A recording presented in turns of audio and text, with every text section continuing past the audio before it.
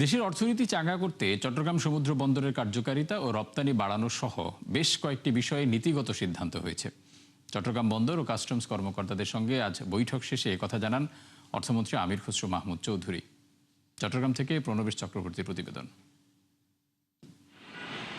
কাস্টমসের কাজে সমন্বয়হীনতা, নিলামযোগ্য কন্টেইনার জটসহ বিভিন্ন সমস্যায় কার্যকারিতা কমেছে দেশের আমদানি রপ্তানির প্রধান দ্বার চট্টগ্রাম সমুদ্র বন্দরের। এসব সমস্যার সমাধান সহ বন্দরের কাজে গতিশীলতা ফেরাতে মঙ্গলবার বিভিন্ন স্টেক হোল্ডারদের সঙ্গে বৈঠকে বসেন অর্থ পরিকল্পনা মন্ত্রী আমির খসরু মাহমুদ চৌধুরী। বৈঠকে পণ্য আমদানি রপ্তানিতে নিজেদের নানা সমস্যার কথা তুলে ধরেন ব্যবসায়ীরা। এমটি কন্টেনারগুলি বাইরে যাওয়ার জন্য কথা হয়েছে। আইসিডির নীতিমালা চেঞ্জ করা হয়েছে, বলেছে কি আইসিডি যে কোনো কেউ করতে পারবে, খুব তাড়াতাড়ি পারমিশন দেবে, সমস্ত কিছুই করে দেওয়া হবে এবং একটা পেপারলেস ডকুমেন্টেশন করা।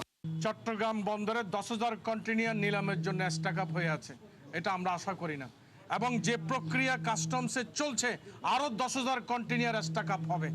বৈঠক শেষে সাংবাদিকদের সঙ্গে কথা বলেন অর্থমন্ত্রী, জানান দেশের অর্থনীতি চাঙ্গা করতে ব্যবসা বাণিজ্য ও শিল্প কলকারখানা নির্বিঘ্নে চলার পরিবেশ নিশ্চিতে কাজ করছে সরকার।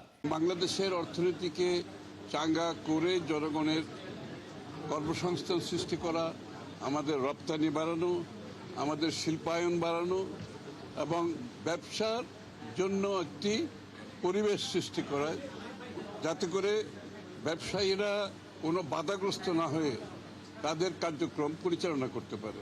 বন্দরের গতিশীলতা ফেরানো ও জটিলতা কাটাতে কাস্টমস ও বন্দর কর্তৃপক্ষ সমন্বয় করে কাজ করবে বলেও জানান অর্থমন্ত্রী। কম সময়ের মধ্যে পণ্য খালাস হয়ে যাবে, কম সময়ের মধ্যে রপ্তানি কার্যক্রম শেষ হয়ে যাবে এবং এর ফলশ্রুতিতে যেটা হবে, আন্তর্জাতিকভাবে বাংলাদেশের উপর জনগণ, বিদেশিদের যারা বিনিয়োগকারী আছে, যারা বাংলাদেশ থেকে আমদানি করে, তাদের আস্থা যাতে বাড়ে।